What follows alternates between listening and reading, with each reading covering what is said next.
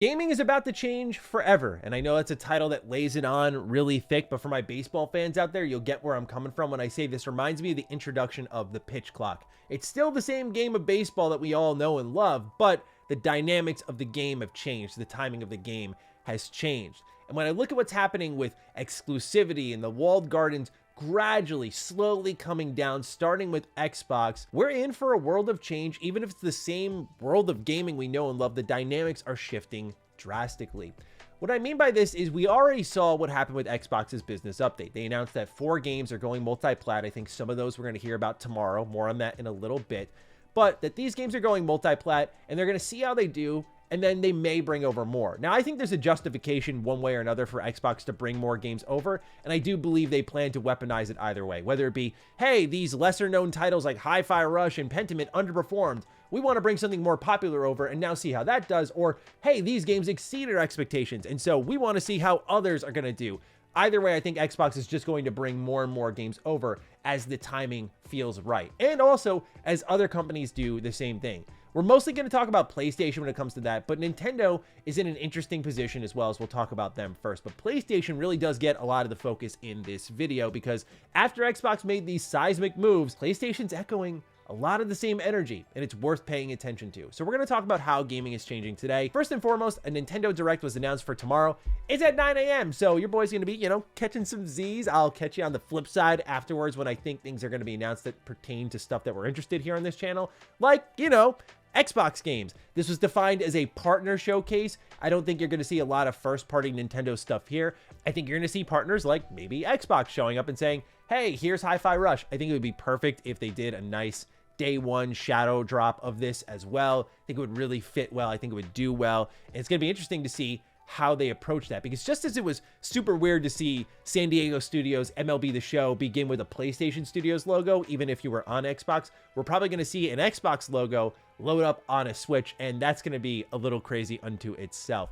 But there's so much anticipation about it that it's already trended online. So yeah, there's a lot of people expecting Hi-Fi Rush at the very least to appear at tomorrow's Direct, and that's the first domino to get knocked down, what I think is going to be many, many dominoes. But I think PlayStation is about to start ramping up things in a different direction as the years progress. It was already a really big surprise years ago when we saw PlayStation start to incorporate PC into their strategy. However, my understanding of PlayStation's strategy, which based on what I'm seeing here from Hiroki Totoki, I think was a pretty accurate understanding of it, is that they did the PC release almost to strengthen their console because it came so many years after that people may as well buy a PS5 and may as well just play the exclusive when it comes out rather than waiting 1.5, 2 years until that game gets ported over. But also, obviously, the financial benefit of double dipping on a game with less resources invested in it that you've already made a ton of money on. It's just kind of sitting there on PlayStation. You may as well bring it to PC and make more money on it in a second win release with more updates and all that fun stuff, right?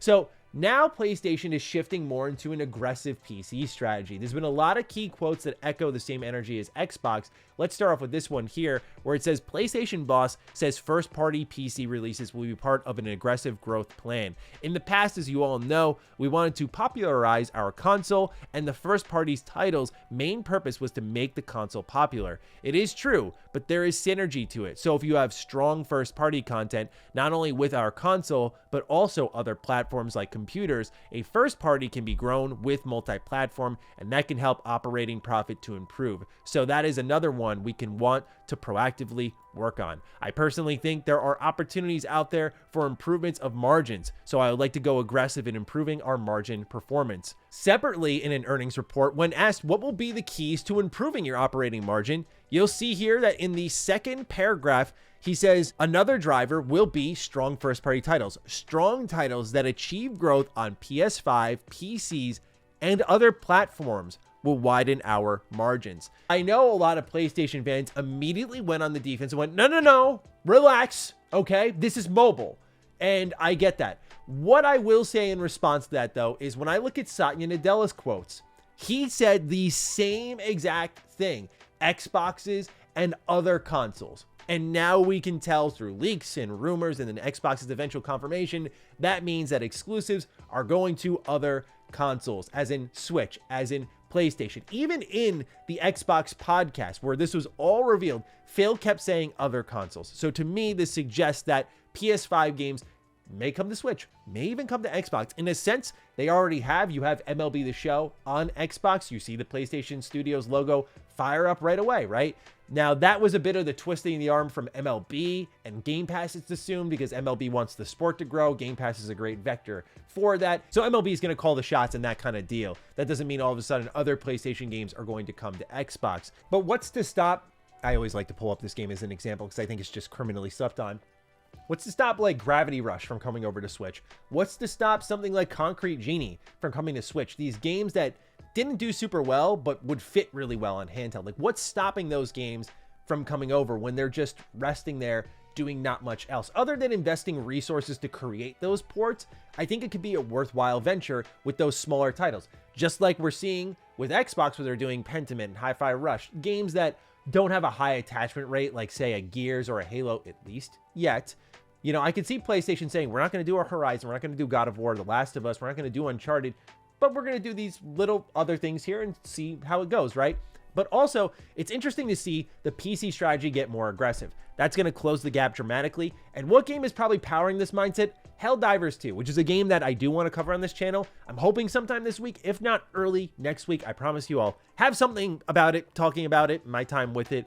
It looks amazing. I have yet to play it, but I love the first Helldivers, and I'm reviewing a game right now. I'm also addicted to Tekken, so it's been tough to find time for other games. But Helldivers 2's concurrent Steam player count is now higher than all other PlayStation PC launches combined. This means it's bigger than God of War, Spider-Man, and that's powered by not only a game that looks incredibly fun and just continues to make funny moment after funny moment, but also that aggressive PC and PlayStation combined launch.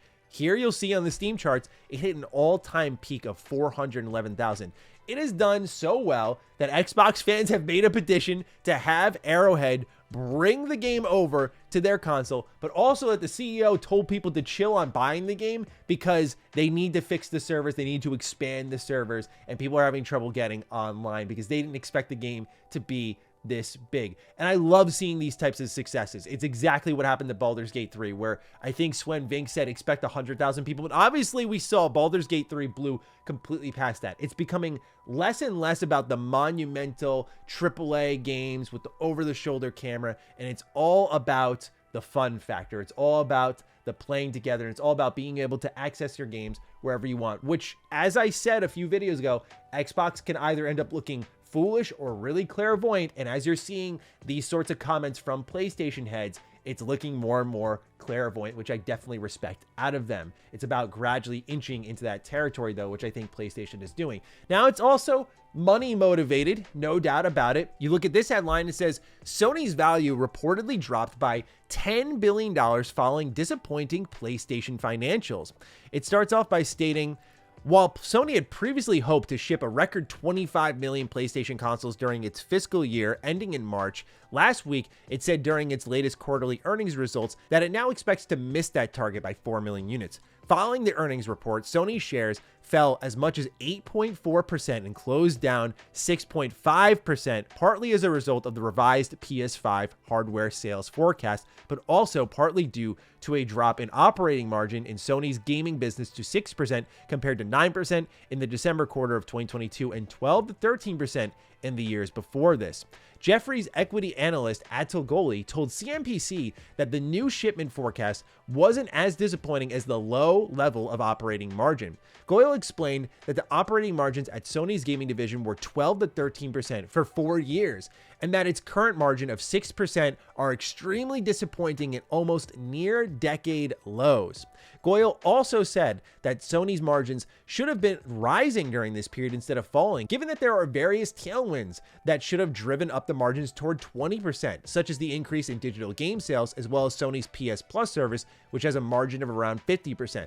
Their revenue on digital sales, add-on content, digital downloads are at all-time highs, and yet their margins are decade lows. And when you combine that with Sony expecting PS5 sales to decline because no existing major franchise titles are going to be arriving before April 2025, this means, you know, your God of Wars, your Uncharted, established PlayStation franchises, even something like I was hoping to see sooner, like Ghost of Tsushima 2, like these are still in the can and we're not going to see any of them. So that doesn't put PlayStation, I think, out too badly here. You look at like a big PlayStation exclusive coming out pretty soon is Final Fantasy VII Rebirth, right? So that is not something to be slept on. Nonetheless, what this shows to me is that you need to expand your strategy. When you're doing record digital sales and add-on content and you're still seeing a complete drop off, you need to become more aggressive and go to other areas. Even if PlayStation deep down didn't want to do this, because PlayStation drives the most revenue in the entirety of Sony,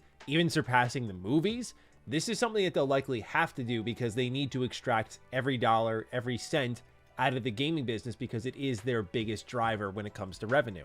What do I think is going to happen? What we've never seen before with PlayStation, which is more day-and-date PC launches, which I think is great for everybody.